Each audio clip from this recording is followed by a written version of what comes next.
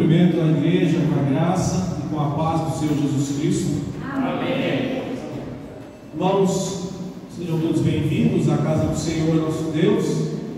Nós iremos agora iniciar nosso culto de adoração a Deus.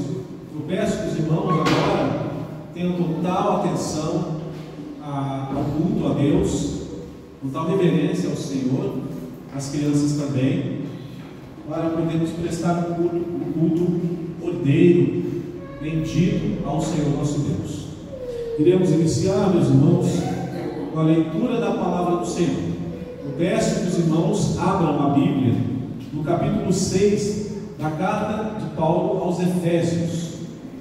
Efésios, capítulo 6. Por favor, queiram abrir a palavra de Deus, Efésios, capítulo 6. Nós vamos ler do verso 19 ao verso 20. Efésios 6, 19 ao 20.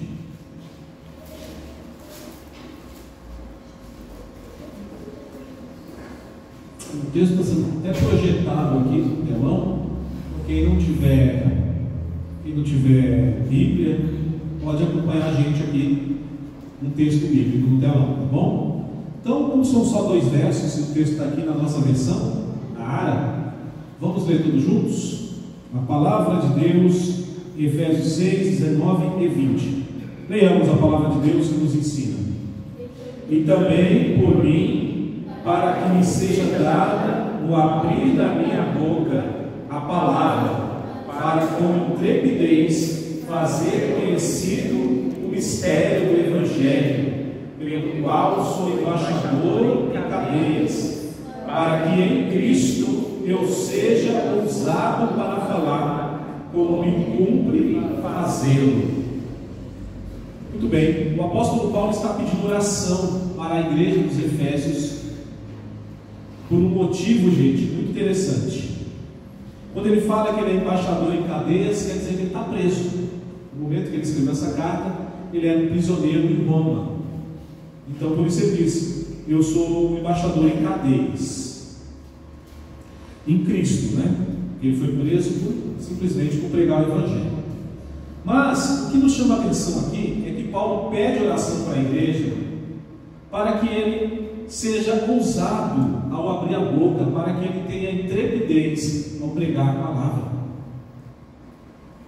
Isso é um motivo piedoso para você pedir oração por alguém. Irmão, ore por mim, para que Deus me dê essa capacidade, para que Deus me dê essa ousadia, essa intrepidez para falar do Evangelho. A ideia, irmãos, é que Paulo pede para a igreja orar por ele, para ele ser um vaso de bênção. Paulo pede para a igreja orar por ele, para ele ser um vaso usado, um instrumento usado na mão do Senhor.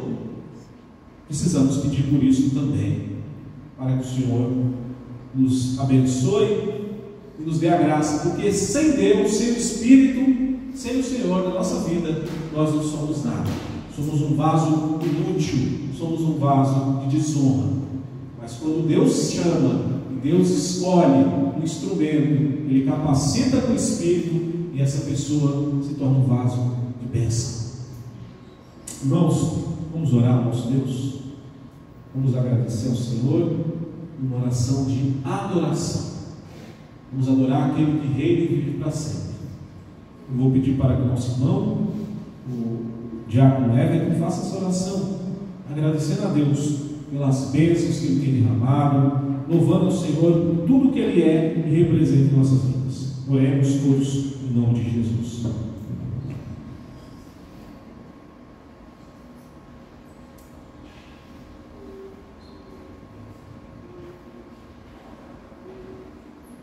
Deus, nós te bendizemos, glorificamos o teu nome, ó Deus, na beleza da tua santidade, pois sabemos que só tu és Deus. Na verdade, exaltamos teu santo nome por toda a tua grandeza, por toda a tua misericórdia que tem tido conosco todas as manhãs. Sabemos que não somos dignos da tua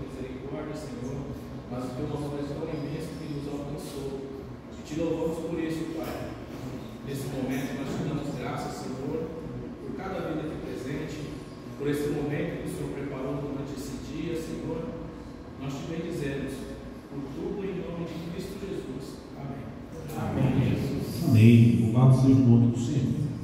Irmãos, vamos adorar a Deus em resposta à sua maravilhosa palavra, o hino 221 do nosso hinário, novo cântico, vaso de bênção.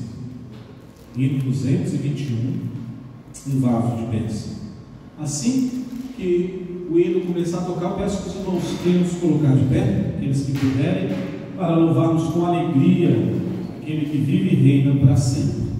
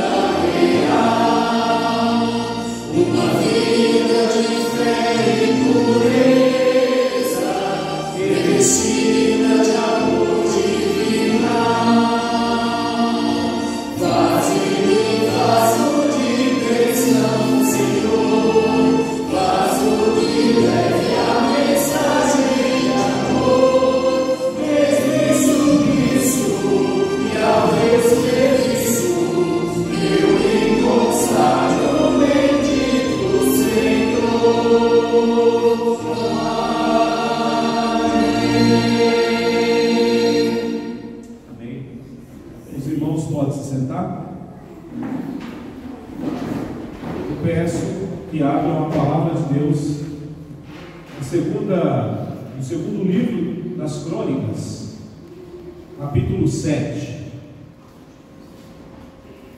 Segundo livro das Crônicas, capítulo 7, versos 14 e 15.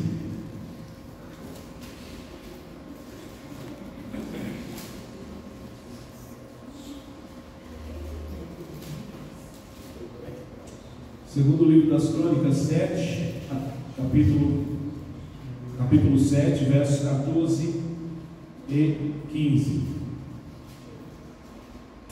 Eu farei a leitura, irmãos, desse texto.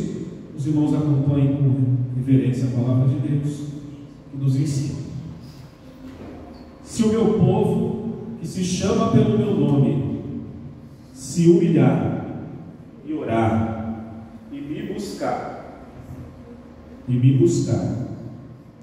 e se arrepender e se converter dos seus maus caminhos, então eu ouvirei dos céus e perdoarei os seus pecados e sararei a sua terra. Estarão abertos os meus olhos e atentos os meus ouvidos à oração que se fizer neste lugar. Meus irmãos, diante desse texto, o Senhor nos convida e nos conclama ao arrependimento, à humilhação, à oração. Nós estaremos tirando esse momento para confessarmos os nossos pecados diante do Senhor.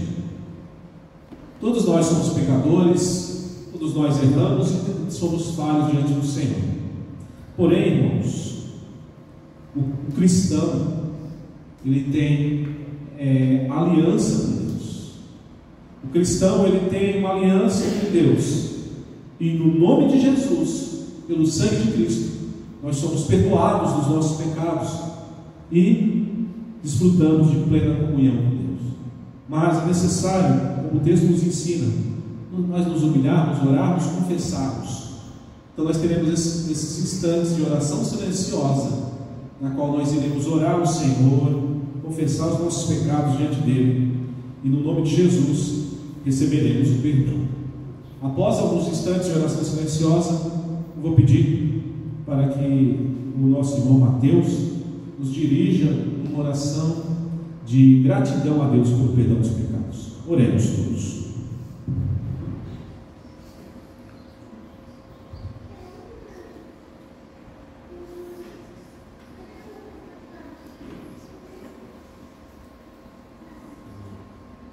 Pai de amor e de misericórdia, nesse momento, Pai, nós te agradecemos pela sua imensa misericórdia, porque por mais que nos esforcemos, aos teus olhos nós jamais conseguiremos ser bons servos, mas da mesma forma que nos envergonhamos pelos nossos pecados, nós também cremos na sua imensa misericórdia e no seu grandioso perdão. Senhor, nós te louvamos porque o Senhor não nos trata segundo os nossos merecimentos, mas nos trata como um pai se compadece dos seus filhos. Senhor, nós somos gratos e te agradecemos porque o seu amor é que nos faz viver com felicidade. O Senhor tem preenchido as nossas vidas com alegria e o Senhor é quem nos faz sermos, Pai, cada vez melhores. Senhor, nos abençoe, nos guie com o seu Santo Espírito para que cada vez mais sejamos bons filhos aos seus olhos e que cada vez mais pareçamos com o Senhor e menos conosco. Te pedimos, Pai, tudo isso e suplicamos confiados na obra de Jesus Cristo. Amém. Amém. Louvado seja Deus pelo nosso perdão, né, meus irmãos?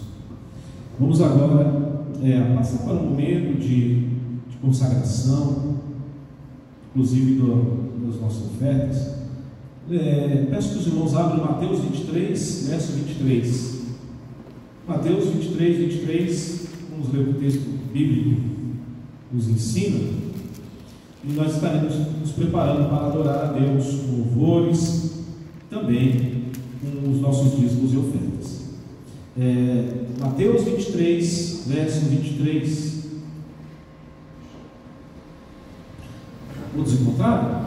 Diz assim a palavra de Deus: ai de vós, escribas e fariseus hipócritas, porque dais o dízimo da hortelã, do endro e do cominho, e tendes negligenciado os preceitos mais importantes da lei, a justiça, a misericórdia e a fé. Devíeis, porém, fazer estas coisas sem omitir aquelas. Vejam só, irmãos, o Senhor Jesus Cristo aqui, ele diz que os fariseus e os escribas, eles eram hipócritas, porque eles cumpriam uma parte da lei, mas o mais importante, o essencial da lei, eles negligenciavam. Eles davam dízimo porque as pessoas viam, eles gostavam de aparecer dando os seus dízimos, porque era o momento deles. das pessoas olharem e falarem: nossa, como fulano é piedoso, como essa pessoa é misericordiosa, olha, ele está dando dízimo. Mas Jesus, conhecendo o coração deles, chama eles de hipócritas. Uma pessoa hipócrita é uma pessoa que tem duas caras, que faz as coisas à vista do homem para se aparecer, mas o coração está longe daquilo. E Jesus então critica eles, fala: ai de vós, esse ai é juízo. Vocês, escribas e fariseus hipócritas, porque vocês dão o dízimo, de fato eles davam, da hortelã, do endro e do cominho, mas negligenciavam o quê? A misericórdia, o amor e a fé. E aí Jesus fala para eles: devíeis, ou seja, vocês devem fazer essas coisas, ou seja, devem ser sim dizimistas, devem sim dar o dízimo de tudo isso, mas sem omitir a outra. Então Cristo nos chama para sermos completos, para que nós venhamos agir com amor, com misericórdia e com fé, e assim abençoar o reino de Deus também com aquilo que o Senhor tem nos dado. Que Deus nos abençoe, irmãos. Nesse momento, convido os irmãos da equipe de cânticos para louvar o Senhor. Estaremos louvando o Senhor com 2 cânticos espirituais de adoração, e os irmãos terão oportunidade durante a execução dos cânticos para, se assim Deus tocou no seu coração, entregar o seu dízimo e a sua oferta à presença do Senhor.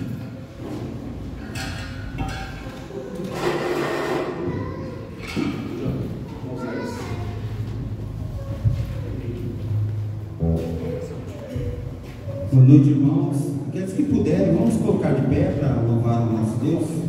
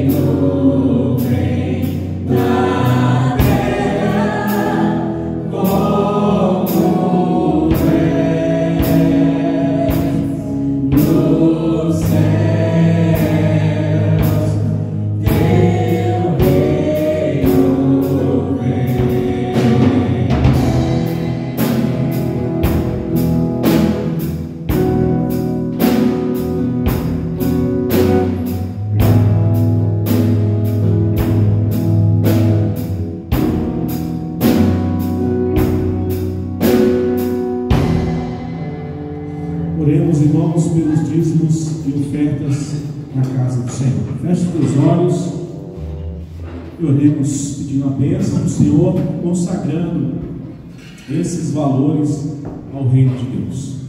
Pai bendito, Deus maravilhoso, Deus de toda provisão, Tu és Yahvé Jireh, o Deus da provisão do Teu povo.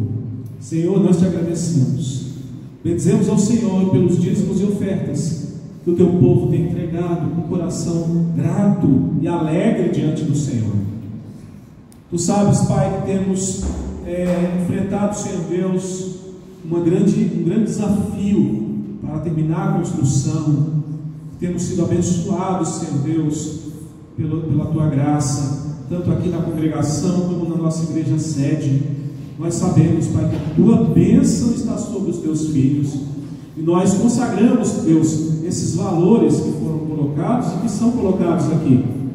Que o Senhor nos dê sabedoria e capacidade de administração para fazermos tudo, Senhor Deus, conforme a boa ordem do Senhor, que seja para a honra e glória do Senhor, em nome de Cristo Jesus. Amém. Amém. Os irmãos podem se sentar.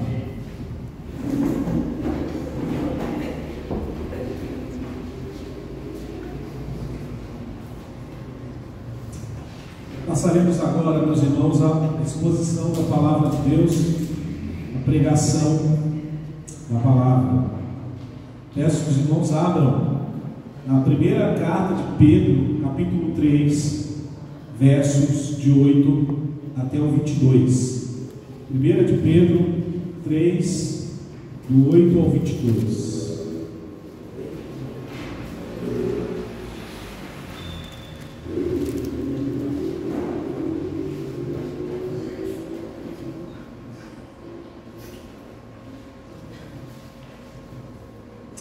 Então, meus irmãos, 1 Pedro 3, verso 8 até o 22, eu farei a leitura, irmãos, corrida do texto, e os irmãos vão acompanhando o raciocínio de Pedro, que através do Espírito Santo deu uma série de orientações e exortações à igreja, tá? Então nós vamos ler o que ele diz sobre isso.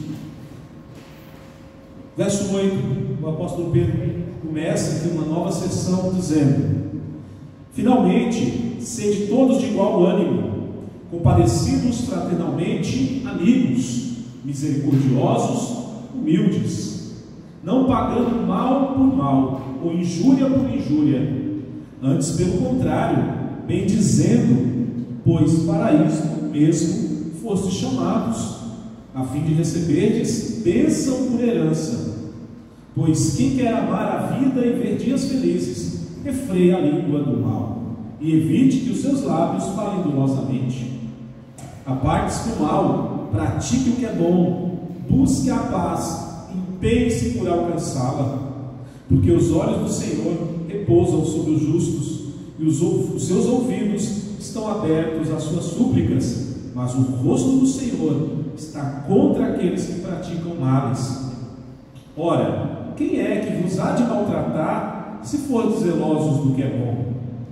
Mas ainda que venhais a sofrer por causa da justiça, bem-aventurados sois. Não vos amedronteis, portanto, com as suas ameaças, nem fiqueis alarmados.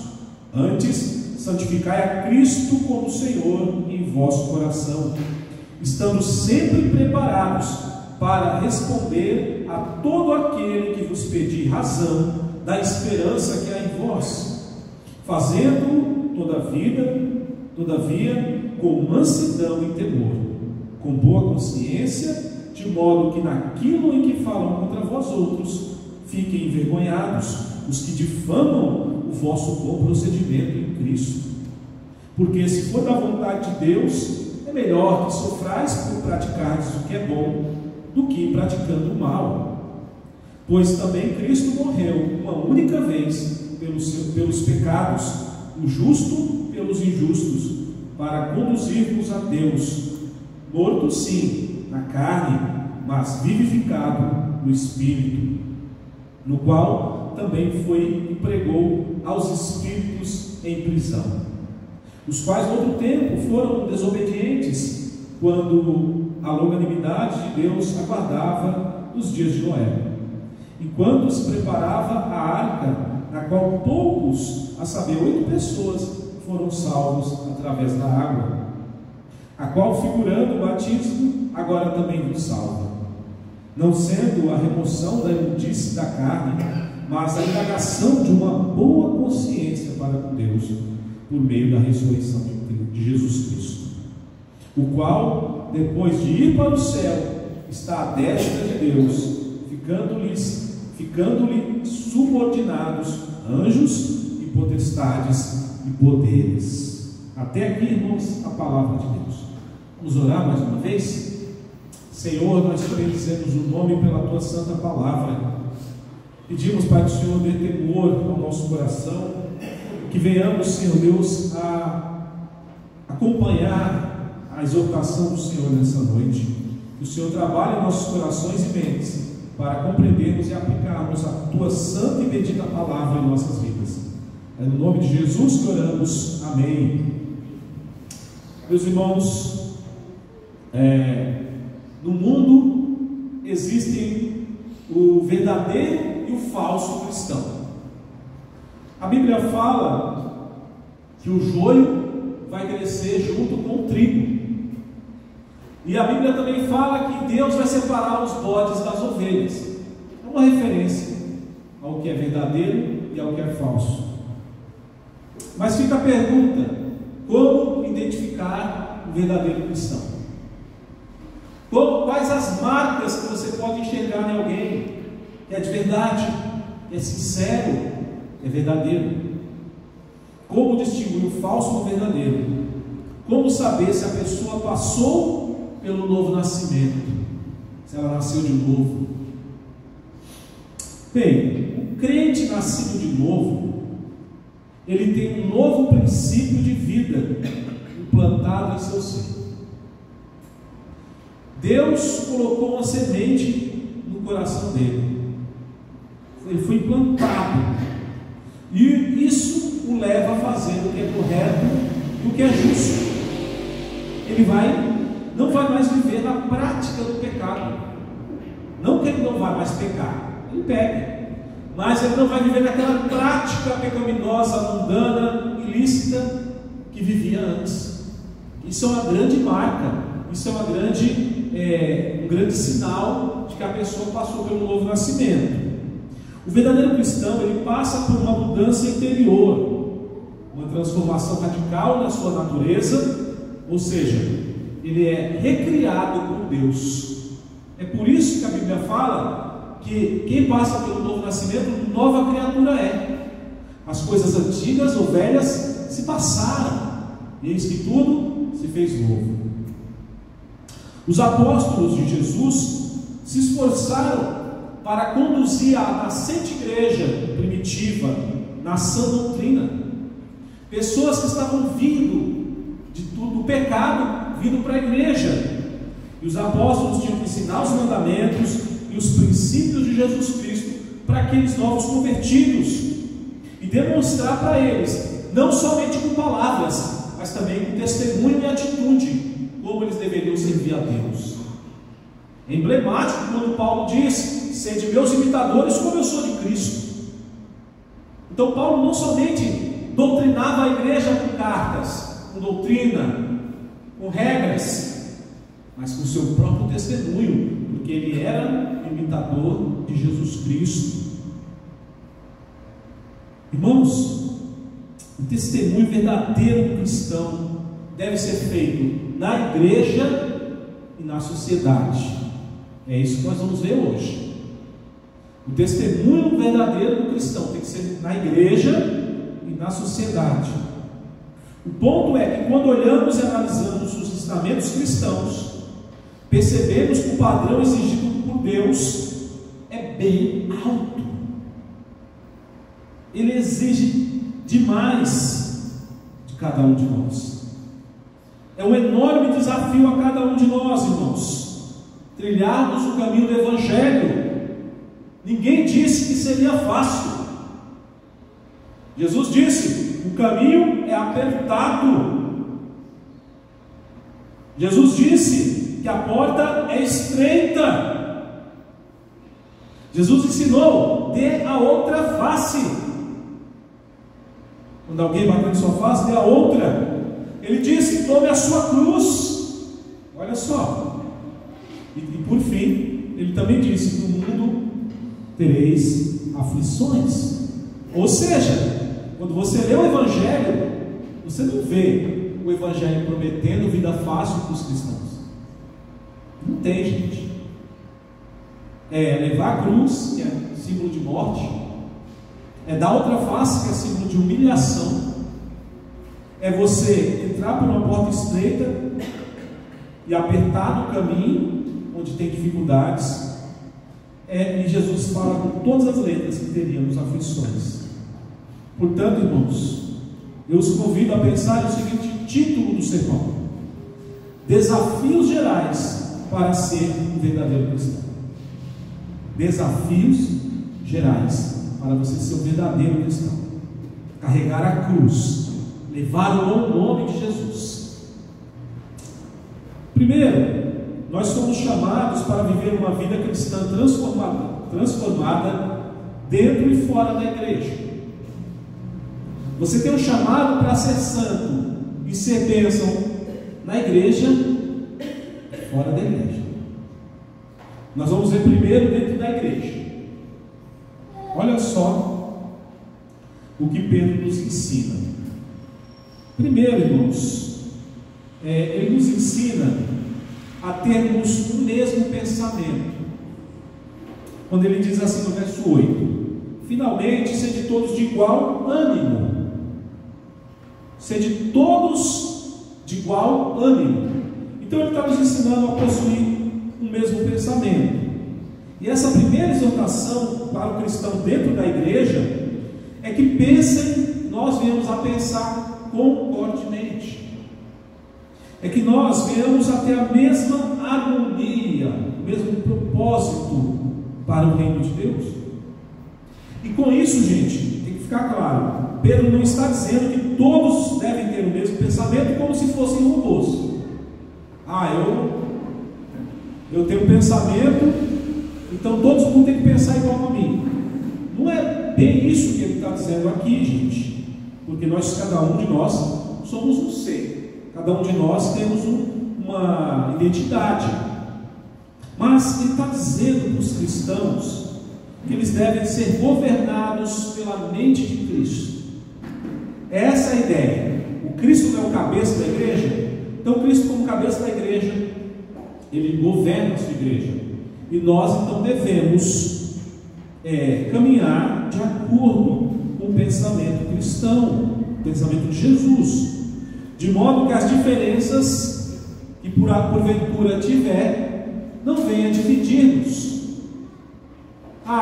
Por exemplo, a igreja dos Gálatas tinha divisão. Uns falavam: eu sou de Pedro. Outros falavam: eu sou de Paulo. E outros diziam: eu sou de Cristo, eu sou de Apolo.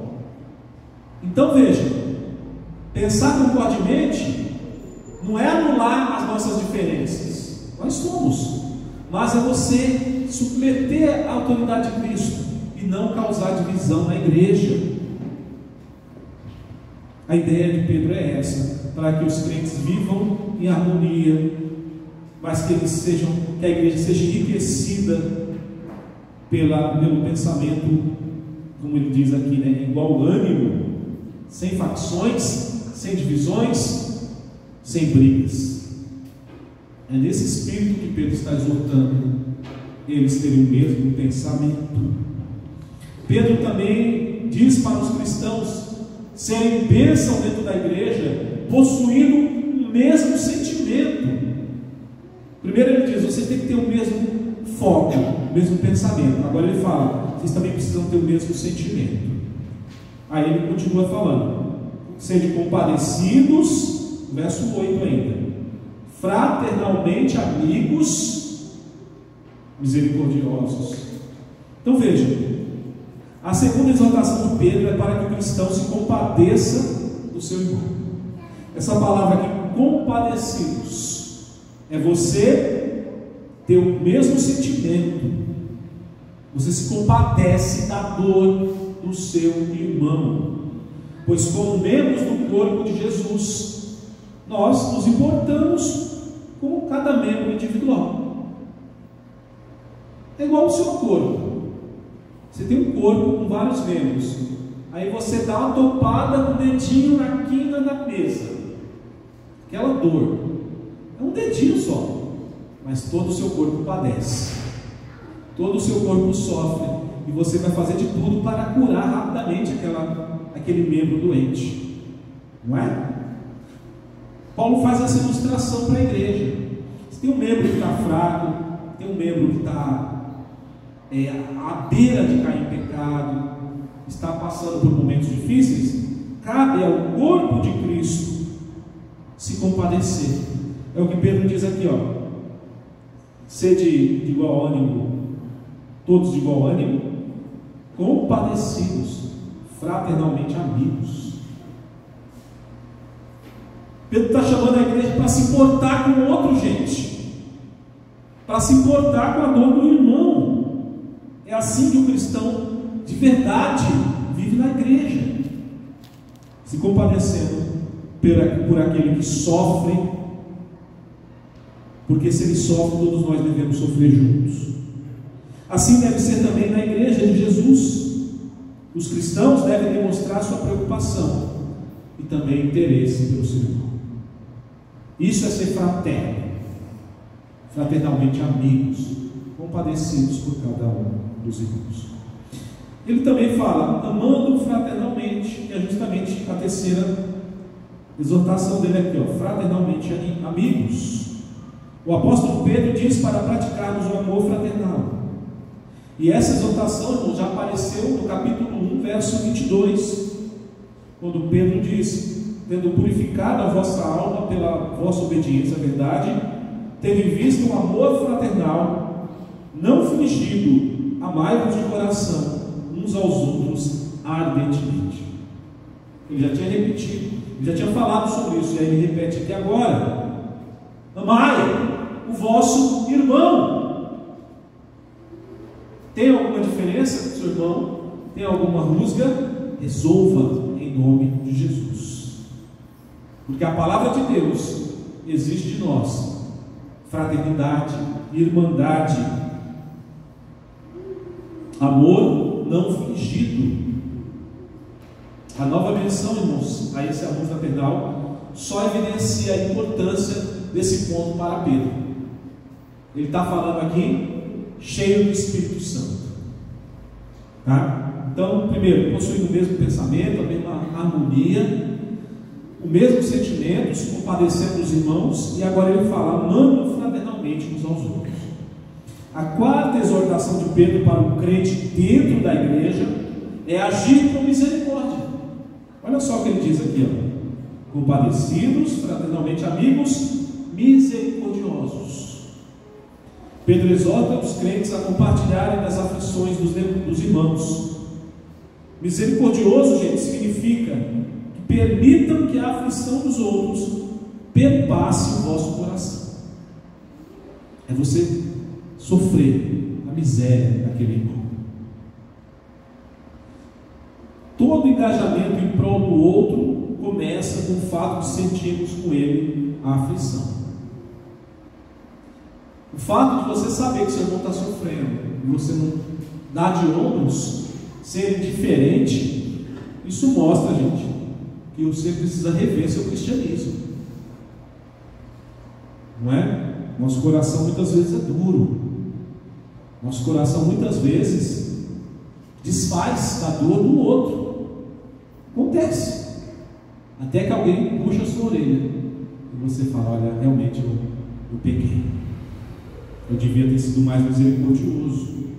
Porque a misericórdia, gente, é a marca e até mesmo a força propulsora de todos aqueles que, por meio dos quais Deus conseguiu realizar grandes feitos. Deus é o Deus de misericórdia, então nós também devemos ser. Porém, irmãos, Deus quer que cada cristão possa ser reconhecido pela sua misericórdia. Jesus disse lá no Sermão do Monte: bem-aventurados os misericordiosos, porque alcançarão misericórdia. Bem-aventurados os misericordiosos, porque alcançarão misericórdia. E por último, dentro da igreja, o cristão, ele também deve ser humilde de coração. Olha só, ter o mesmo pensamento, possuir o mesmo sentimento para com os irmãos, amar fraternalmente, agir com misericórdia. E agora, ser humilde de coração, quando ele diz, finalmente, fraternalmente amigos, misericordiosos, humildes. A humildade, e ser humilde é um dever para o cristão. Um cristão orgulhoso é algo contraditório à Escritura, e eu conheço muita gente tão orgulhosa, inclusive pastores. Mas Deus trabalha no coração dessas pessoas. A humildade, gente, é necessária. E ser humilde é possuir pensamentos modestos sobre si mesmo. Você não se tem em alta escala. Você é humilde. Você é modesto. Você não se tem em alto pensamento sobre si mesmo. Então, para cumprirmos as exortações listadas acima, precisamos ser humildes, irmãos. Se você não for humilde, você não vai ser misericordioso, você não vai se compadecer do seu irmão, você não vai aceitar o pensamento da igreja, você vai querer ser o diferente. Então, precisamos ser humildes, porque o orgulho e a arrogância pode nos levar a desprezar os irmãos. Quando você é orgulhoso, geralmente você olha de cima para baixo, e aí você não cumpre o mandamento de se compadecer, por exemplo, não é? Lembre-se que a humildade foi a virtude ensinada por Jesus quando ele lavou os pés dos apóstolos. Você sabia disso? Sabia que Jesus lavou os pés empoeirados de Pedro, de André, de Tiago, de Bartolomeu, de Mateus, de Filipe, até mesmo de Judas Iscariotes? Ele pegou uma bacia, uma toalha e lavou seu corpo. Jesus estava ensinando ali, dando um exemplo de serviço abnegado, dando um exemplo de humildade, mostrando-se pronto a ser o menor, mesmo sendo mestre. Se o mestre se humilhou e lavou os pés daqueles homens pecadores, quanto mais nós, né? Se Jesus, sendo Deus perfeito, o mestre, ele deu esse exemplo, quanto mais nós devemos ser humildes, devemos mirar em Cristo, gente, e procurar seguir o seu exemplo. Como servos de Jesus, devemos ser humildes. Então, essas são as exortações que Pedro dá para o cristão, de como ele deve ser um verdadeiro cristão dentro da igreja, porque todas essas coisas aqui você tem que exercer no convívio cristão na igreja. Mas Pedro vai além, e ele fala também de como devemos ser cristãos verdadeiros fora da igreja. Fora da igreja. Então, a partir do verso 9, ele começa dizendo: não pagando mal por mal, ou injúria por injúria, pelo contrário, bem dizendo, pois para isto mesmo foste chamados, a fim de receberes bênção por herança. Então, a primeira coisa que devemos fazer fora da igreja, num contexto até de perseguição, é abençoando os que nos perseguem. Olha só, a pessoa está te perseguindo, está fazendo a sua vida um inferno, e você, como cristão, você abençoa. Você fala: Senhor, abençoa aquela pessoa, aquele fulano. Eu sei que ele está me perseguindo, ele está me prejudicando, mas eu peço que o Senhor abra o coração dele, o Senhor mude sua vida, abençoe sua família, abençoe seu trabalho. É um desafio para nós, porque a nossa tendência, como nós aprendemos hoje cedo, é revidar, é se vingar, é pagar com a mesma moeda.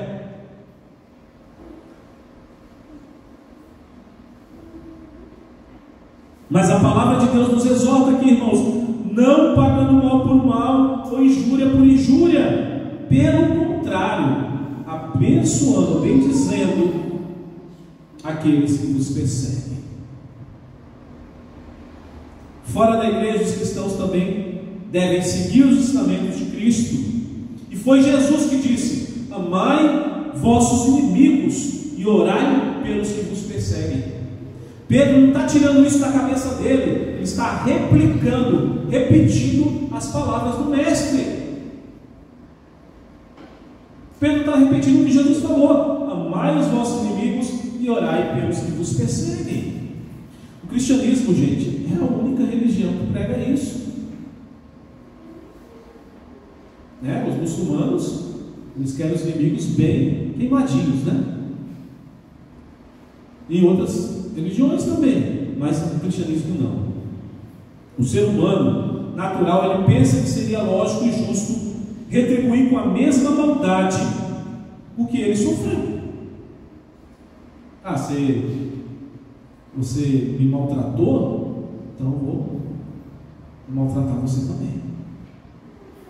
Jesus, porém, irmãos, espera que seus discípulos sejam diferentes. Ele ensina, mas não é um ensinamento vão, da boca para fora. Jesus fez isso quando ele estava na cruz, alvo de uma das piores injustiças do mundo, sofrendo na cruz do Calvário, com a fronte ensanguentada por causa de uma coroa de espinhos que colocaram, com as mãos e os pés perfurados pelos cravos da cruz. Ele orou ao Pai e disse: Pai, perdoa-os, porque eles não sabem o que fazem. Jesus mostrou um exemplo da sua vida, que assim devemos agir. João Calvino, ele ensina o seguinte: Pedro proíbe nestas palavras todo gênero de vingança, pois com o fim de preservar o amor, temos de revelar muitas coisas. Ao mesmo tempo, aqui ele não fala de benevolência mútua, mas ele quer que suportemos os erros quando provocados pelos ímpios, refreando a nossa língua, buscando a paz. Olha só, refreando a sua língua, dá vontade, de pagar injúria por injúria, pagar o mal por mal, dá vontade de pagar pontapé por pontapé, a lei do olho por olho, dente por dente. Mas Cristo nos desafia a agirmos diferente. Por isso que eu falo, para agir dessa forma tem que ser realmente um crente nascido de novo, tem que ser renascido da água e do Espírito, porque tem que ter um coração manso, tem que ter a natureza mudada, modificada pelo Espírito Santo de Deus. Irmãos, assim devemos conhecer os ensinamentos da palavra de Deus. Pedro afirma que seremos abençoados por Deus e ouvidos por Deus nas nossas súplicas. Quando ele diz aqui no final do verso 9: a fim de receberdes bênção por herança. Deus irá nos abençoar quando nós agimos como verdadeiro cristão. Deus há de nos abençoar quando agimos como verdadeiros cristãos. E no verso 12 ele diz: porque os olhos do Senhor repousam sobre os justos, e os seus ouvidos estão abertos às suas súplicas. Deus ouvirá a sua súplica, a sua oração, quando você agir assim. É fácil? Acho que não. Eu não quero ser nenhum demagogo aqui, nenhum hipócrita, irmãos. Muitas vezes, quando eu sou perseguido, eu tenho vontade até de fazer oração imprecatória. e rogar o juízo de Deus sobre a fulana ou fulano. Mas a palavra de Deus me desafia, me mostra que o caminho é apertado, e que se eu quero de fato ser um verdadeiro cristão, eu tenho que me submeter a ela. O Evangelho não é brincadeira. Então vejam, fora da igreja, a primeira coisa que ele fala: abençoa aqueles que te perseguem, não pague mal por mal, abençoa o que te persegue. Segundo, ele fala: dê testemunho de Cristo, testemunho de Jesus Cristo. Verso 15 e 16, ele fala assim: antes, santificai a Cristo como Senhor em vosso coração, estando sempre preparados para responder a todo aquele que vos pedir razão da esperança que há em vós, fazendo todavia com mansidão e temor, com boa consciência, de modo que naquilo em que falam contra vós outros, fiquem envergonhados os que difamam o vosso bom procedimento em Cristo. Os cristãos, irmãos, devem consagrar Cristo Jesus em seu coração. Primeira coisa, Cristo tem que estar vivo no teu coração. Se Cristo não estiver no teu coração, seu coração está sem Deus. Seu coração está sem Deus no mundo. Quando Pedro exorta os leitores a estarem preparados para testemunhar no Senhor a todo tempo, a dar razão da esperança daqueles que nos perguntam, ele está dizendo, irmãos, que nós devemos viver com discernimento, ser prudentes, como as serpentes e simples como as pombas. Devem saber quando e o quando devem falar e quando devem se calar. Aqui a ideia é você conhecer a sua fé, você conhecer sim as doutrinas, viver uma vida piedosa, e quando alguém chegar e perguntar: vem cá, você é cristão? Eu sou. Então me explica isso. O que é o inferno? O que é o céu? O que é a vida eterna? É verdade que no final dos tempos Jesus vai voltar? E aí você vai dar razão da esperança que está no teu coração. É o que Pedro está dizendo aqui, ó. Dê testemunho de Jesus. Devemos responder às oportunidades de falar o nome do Senhor à sociedade. Devemos estar sempre o quê? Dispostos. Irmãos, nós marcamos um evangelismo aqui na igreja. Porém, pela soberania e providência de Deus não aconteceu. Mas vai acontecer. Ele foi remarcado. Mas, infelizmente, tinha pouquíssimas pessoas aqui para fazer o trabalho de evangelismo. Isso eu falo para vergonha nossa. Mas pela graça de Deus foi remarcado. Será no sábado que antecederá a inauguração do templo. Eu espero que você esteja aqui disposto para falar de Jesus, para falar das boas novas do Evangelho, para anunciar a cruz de Cristo aos perdidos, junto com a igreja. Homens de outras igrejas estarão vindo para nos ajudar nesse serviço. Então você, como membro da igreja, seu dever está aqui, ó, seu primeiro a chegar. Vamos lá, vamos evangelizar o bairro. Você é soldado de Cristo? Então vejam, Pedro fala: estamos sempre preparados para responder aquele que nos pergunta a razão da esperança que é em nós. Então devemos estar dispostos, devemos buscar a habilidade de falar de Cristo. Ah, eu tenho vergonha. Ah, eu não sei, eu não entendo a doutrina.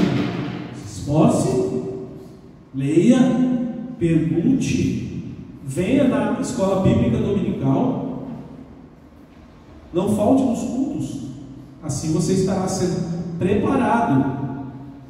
Nós somos, irmãos, como uma pedra bruta, um diamante bruto que precisa ser lapidado. Ninguém nasceu sabendo. Cada um tem o seu grau, o seu nível, e Deus respeita isso. Mas na história da igreja, as pessoas que mais se destacaram como evangelistas, às vezes eram pessoas instruídas, e pouco instruídas, pouco instruídas, mas que evangelizavam e davam testemunho de Cristo, daquilo que eles aprendiam na igreja. Então, meus irmãos, o Senhor nos chama a sermos dispostos, buscarmos habilidades para falar de Cristo, e assim devemos conhecer os ensinamentos da Bíblia, a doutrina cristã, de modo que estejamos sempre prontos para dar uma resposta no mundo. Sempre prontos. Devemos responder. Quando Pedro fala assim, no verso 15, estando sempre preparados para responder, a palavra que ele usa aqui é apologia. E apologia significa o quê? Defesa. Defesa da fé. Então, todo aquele que pede razão da esperança que é em nós, deve sim receber uma palavra de sabedoria. E aqui Pedro exorta o crente a defender sua fé com habilidade e racionalidade. Habilidade e racionalidade. Porque haverá casos em que você estará diante de alguém, e muitas vezes pessoas inteligentes, que vão te enquadrar, que vão colocar você numa saia justa, e você vai passar vergonha se você não souber defender sua fé. Só você conversar com alguém mais instruído e a pessoa fizer alguma pergunta e você falar: olha, isso aí eu não sei. Precisamos, irmãos, estar preparados para dar respostas sobre a nossa fé. O mundo é hostil à fé cristã, e ele vai querer envergonhar a sua vida, e de preferência na frente de todos. Certa vez o professor tentou fazer isso comigo, na sala cheia de professores. Ele era ateu, da área de ciências, e ele então quis me envergonhar, querendo mostrar que o cristianismo era algo ilógico para a ciência, E aí eu dei uma resposta para ele na área dele, na área dos fósseis, algo que eu tinha aprendido, eu tinha lido, e ele teve então que engolir a seco aquela resposta. Não porque eu queria ganhar o debate, mas eu tinha que dar a resposta, como Pedro diz aqui. Eu tinha que estar preparado para responder a todo aquele que pedir razão na minha fé. Então estude, irmãos, busque sabedoria de Deus, ore pedindo: Senhor, ilumina minha mente, me dê entendimento, me dê graça para entender tua palavra, naquilo que eu posso, até onde eu posso chegar. E Deus irá te abençoar, meu irmão. Deus irá te abençoar, minha irmã, na sua busca sincera de conhecer a Deus.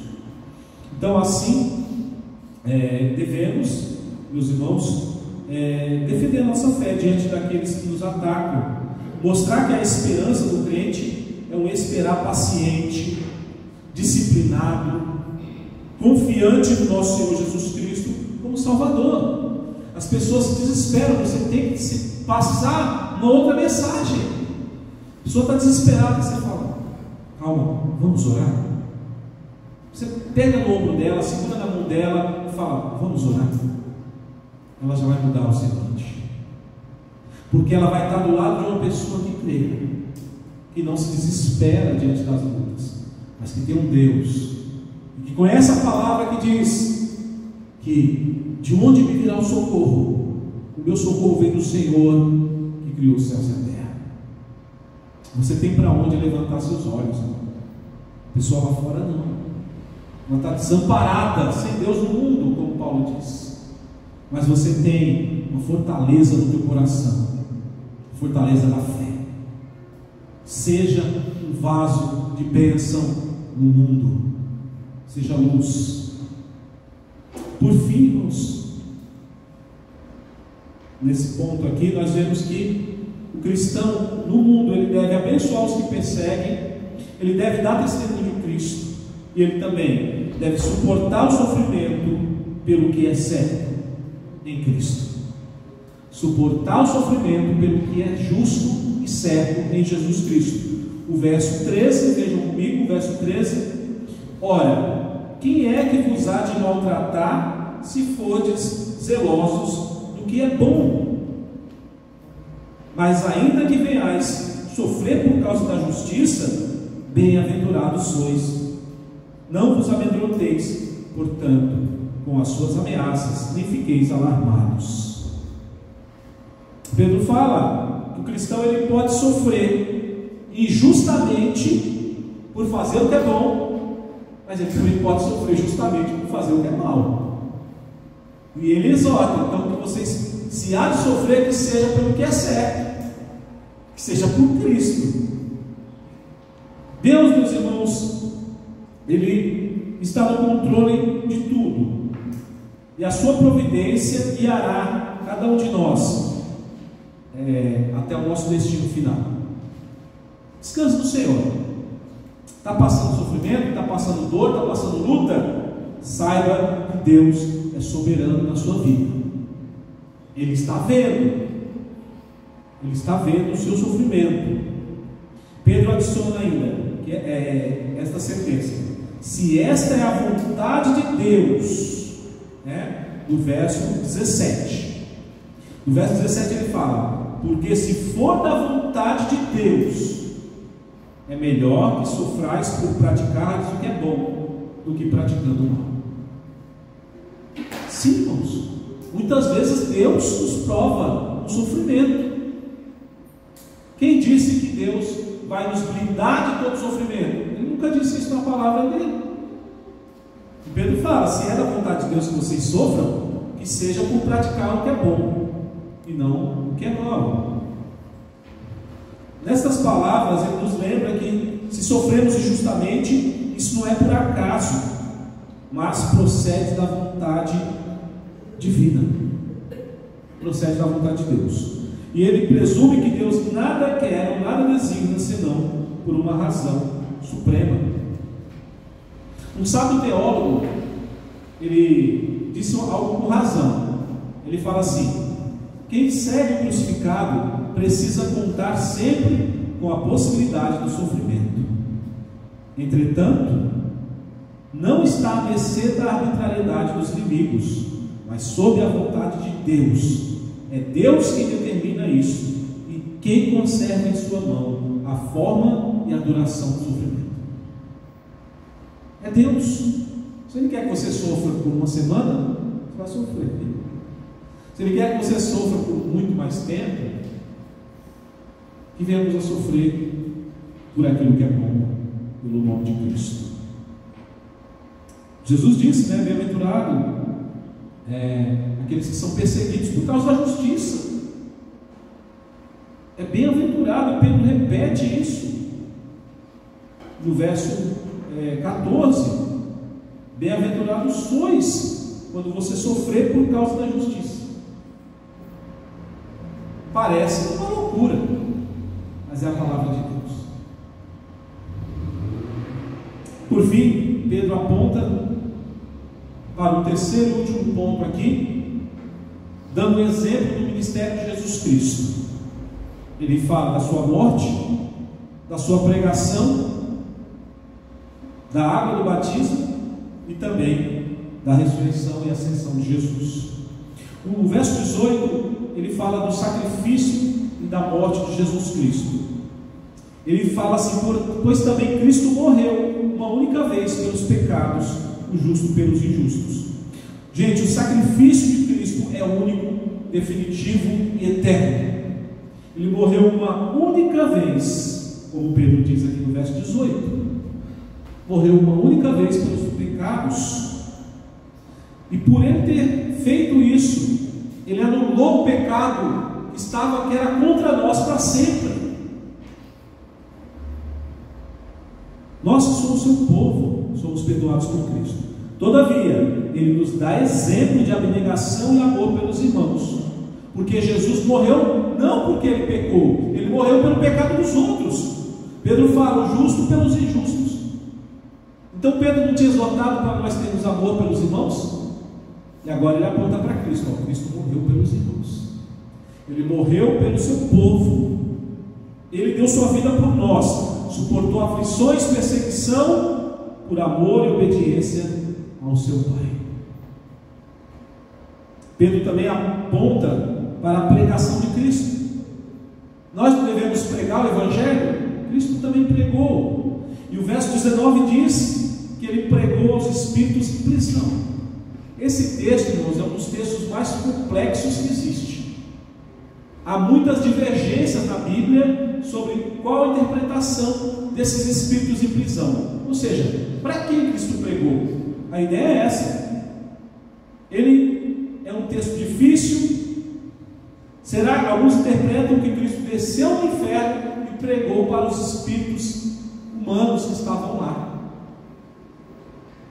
Mas eu não creio que foi dessa forma, que essa é a melhor forma de interpretação, porque faltam evidências para isso. Em nenhum lugar das Escrituras a Bíblia fala que Jesus, após a sua ressurreição e ascensão, ele foi ao inferno. A Bíblia não fala isso. Então, temos também dificuldade em aceitar a explicação de Cristo em seu espírito, pregando aos contemporâneos de Noé, conforme o contexto que está nos dizendo aqui. Então, qual que é a explicação mais lógica que nós encontramos para a pregação de Jesus aos espíritos em prisão? Eu fico com a interpretação de Kistemaker, que é um teólogo. Ele diz o seguinte: ele acredita que nesse texto se trata de espíritos na prisão como uma referência a seres sobrenaturais e não a alma de seres humanos. Então, quando fala desses espíritos, está falando dos espíritos malignos.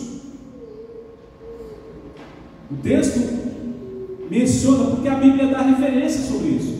Por exemplo, a Bíblia fala que espíritos malignos podem sim ser aprisionados. Nunca fala de espíritos humanos serem aprisionados. Vocês lembram quando os demônios viam Jesus? Eles falavam: Senhor, não nos mande para o abismo, mas deixe que nós entremos naqueles portos. Quando Jesus encontrou com o Gadareno, em Apocalipse também é dito que Satanás, que um anjo trouxe uma corrente e prendeu Satanás por 1000 anos. Prisão é uma linguagem que existe na Bíblia quando se trata dos demônios e não dos seres humanos. Então nós acreditamos que Cristo, de alguma forma, interpretando esse texto, pregou a esses espíritos em prisão. Pedro também diz que a água do batismo simboliza a salvação do crente. Ele continua dizendo aqui no verso 20 e 21: os quais no outro tempo foram desobedientes, quando a longanimidade de Deus guardava nos dias de Noé, quando preparava a arca, da qual poucos, a saber, 8 pessoas, foram salvos através da água, a qual, figurando o batismo, agora também vos salva, não sendo a remoção da imundície da carne, mas a indagação de uma boa consciência para com Deus, por meio da ressurreição de Jesus Cristo. Então, quando Pedro diz, as águas simbolizam o batismo, que agora também salvam vocês, ele ensina a igreja essas verdades. E essas palavras já foram motivo de muita discussão também, irmãos, sobre os estudiosos, sobre o significado do batismo aqui. E a expressão a qual se refere tanto o texto anterior quanto agora, sobre a água do batismo, se refere ao livramento que Noé teve junto com a sua família. Ele fala 8 pessoas, era a família de Noé, prefigurando o ensinamento, o evento salvífico do batismo. Porque o batismo, como selo, como sinal da graça, ele simboliza sim a salvação de Cristo. Não que o batismo salva em si mesmo, mas ele é um sinal de que aquela pessoa pertence a Jesus. É um santo sinal da aliança. E aqui Pedro está dizendo justamente isso. O texto então pressupõe que há uma semelhança entre o dilúvio e o batismo. Ou seja, assim como as águas do dilúvio limparam a terra da perversidade humana, assim também o batismo indica a purificação do ser humano dos seus pecados. Eles foram purificados nas águas do dilúvio, e nós hoje somos purificados da nossa imundícia. Quando nós vamos a Cristo, somos batizados. É uma analogia que ele está fazendo aqui. Então, assim como o dilúvio separou Noé e sua família do mundo perverso da sua época, assim também o batismo separa os crentes dos perversos do mundo. Quando você é batizado, quando nossos filhos são batizados, eles são consagrados, dedicados a Deus. É assim que funciona na nossa igreja. E por fim, irmãos, ele fala da ressurreição e ascensão de Jesus, no verso, na parte final, no verso 21 e no verso 22. E aqui nós vemos que a doutrina da ressurreição de Jesus é fundamental para a fé cristã. Paulo chega a dizer: se Cristo não ressuscitou, em vão é a vossa fé. Ela é fundamental para a nossa crença. E o fato, irmãos, de que a morte de Jesus na cruz expiou os pecados dos seres humanos, já foi confirmada por Deus quando Deus o ressuscitou dos mortos. Se Deus ressuscitou Jesus dos mortos, é porque tudo o que Cristo ensinou é verdadeiro. Porque senão Deus não ia ressuscitá-lo dos mortos. Então, sem ela, não haveria perdão dos pecados, e tão pouco, irmãos, haveria eficácia no batismo cristão. Então, a ressurreição de Cristo ela é central no Evangelho. É por isso que somente o ressuscitado Jesus dá aos discípulos a esperança de que nós um dia também ressuscitaremos com Ele. Um dia, todos nós iremos ressuscitar dos mortos. Um novo corpo para a glória de Deus. Cristo também foi assunto aos céus. Pedro parece deixar implícito aqui que quando Cristo subiu aos céus, ele proclamou vitória sobre as forças inimigas. A vitória de Cristo abalou o mundo espiritual, abalou o reino parasita de Satanás.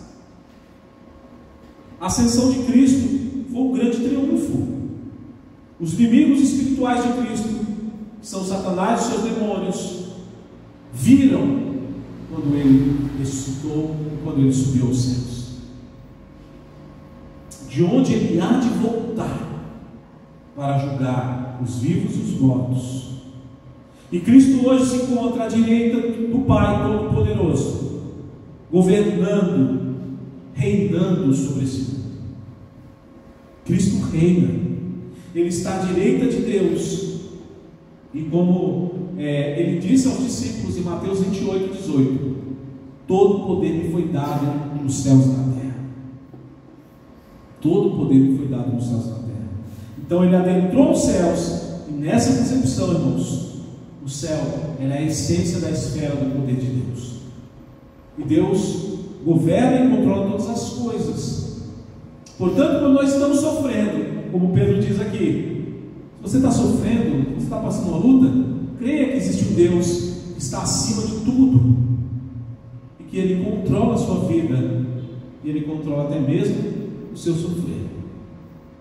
Mas Ele prometeu: eu estarei convosco todos os dias, até a consumação dos séculos.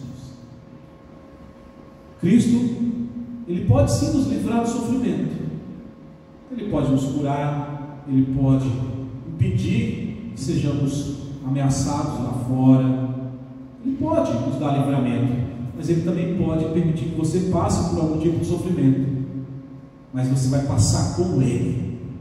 Ele estará do teu lado, Ele estará junto de você, porque essa é a promessa dele. E em suma, meus irmãos, a ressurreição e a ascensão de Jesus evidencia a vitória, a nossa vitória sobre a dor, sobre Satanás, sobre a morte. Nós vencemos em Cristo Jesus. E isso simboliza para nós a nossa vitória, o nosso triunfo sobre o mundo. Mundo que tanto nos odeia. Nossa vitória sobre o pecado. Nossa vitória sobre o diabo. Que venhamos, meus irmãos, a seguir os passos de Cristo, amando a sua igreja, dando bom testemunho no mundo e aguardando com paciência o seu retorno glorioso. Que Cristo seja exaltado em nossas vidas, em nome dele mesmo. Amém. Vamos orar e agradecer ao Senhor por essa palavra. Eu peço que os irmãos coloquem de pé, por favor.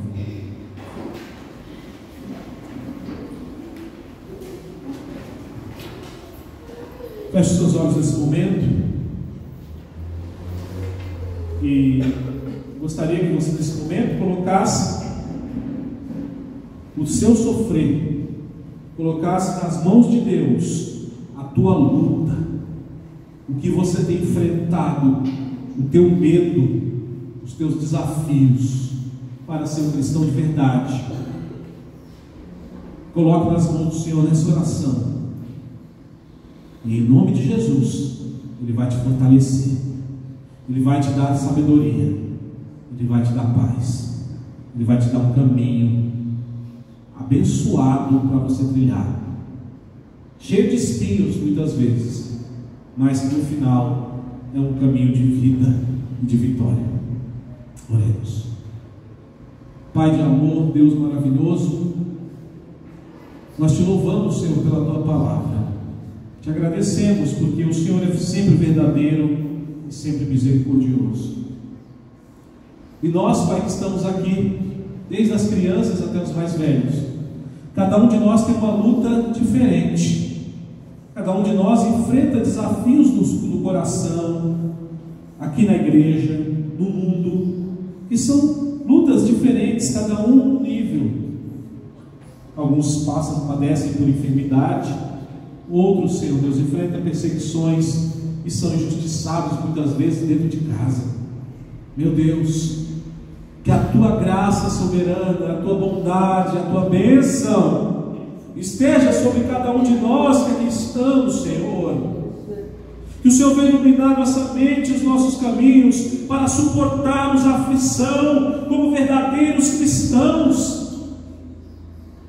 Nos ajude, Senhor, a darmos bom testemunho do Senhor, a abençoarmos aqueles que nos perseguem, a não pagarmos o mal com o mal, injúria por injúria, mas que venhamos a ser humildes e misericordiosos, Senhor, que venhamos a colocar nossa luta diante do Senhor, que tem poder para transformarmos, que venhamos, meu Deus, a sofrer com dignidade por aquilo que é certo.